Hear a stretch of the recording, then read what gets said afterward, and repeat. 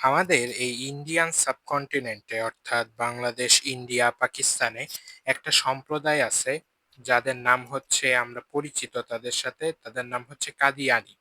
তো এদের আচার-আচরণ, এদের ধর্মকর্ম যদি আপনি দেখেন, এদেরকে দেখে বাইরে থেকে আপনার মনে হবে যে এরা পুরা মুসলমান। কিন্তু আদতে মুসলমান হলেও, বাইরে থেকে মুসলমান মনে হলেও এরা আসলে কিন্তু মুসলমান না। সারা বিশ্বের ওলামা ইকরামের ফতোয়া হচ্ছে কাদিয়ানী সম্প্রদায় হচ্ছে অমুসলিম। এটার কারণ কি? কারণ কাদিয়ানী সম্প্রদায়ের সব ঠিক থাকলেও তারা রাসূল সাল্লাল্লাহু আলাইহি ওয়াসাল্লামকে শেষ নবী হিসেবে মানে না।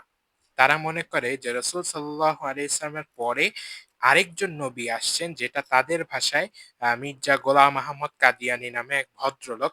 যে ভদ্রলোককে তারা অনেক সম্মান-টম্মান দেয়, নবী হিসাবে মানে। আবার কোনো সময় তাকে মাহাদিও বলে, কোনো সময় তাকে ঈসা আলাইহিস সালামও বলে। কি বলে না বলে কোনো ঠিক নাই। তো এই ভদ্রলোকের আবার একটা হিস্টোরি আছে যে এই ভদ্রলোক হচ্ছে টয়লেটে পড়ে হচ্ছে মারা গেছে। যাই হোক। তো এই যে কাদিয়ানী সম্প্রদায়, এরা আসলে কি? এরা আসলে হচ্ছে অমুসলিম।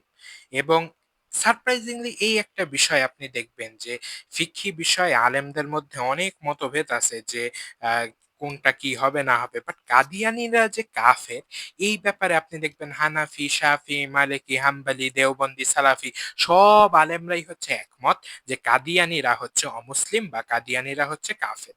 এখন সমস্যা হচ্ছে বাংলাদেশে যেই সরকারই যখনই ক্ষমতায় আসে না কেন, সবাই আ নির্বাচনের আগে বা ক্ষমতায় আসার আগে অনেক আশা দেখায় যে অ্যা আমরা আসলে আইন করে হচ্ছে কাদিয়ানীকে অমুসলিম ঘোষণা করব।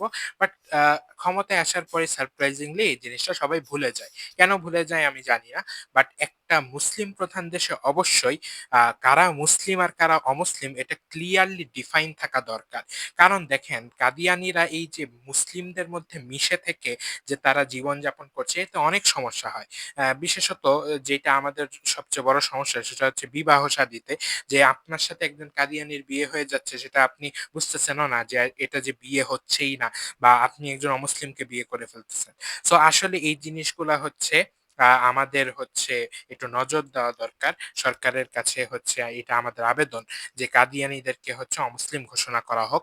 এবং এই যে কাদিয়ানীদের যে ভ্রান্ত ধারণা, এই ভ্রান্ত ধারণাগুলা ওলামা ইকরাম যুগে যুগে খণ্ডন করতেছেন। হক্কানি ওলামা ইকরামরা কিয়ামত পর্যন্ত খণ্ডন করে যাবেন। এবং আমরা দোয়া করি যে কাদিয়ানীরা যে অমুসলিম এইটা যেন বাংলাদেশের জমিনে আমরা এই আইনটা যেন দেখে যেতে পারি।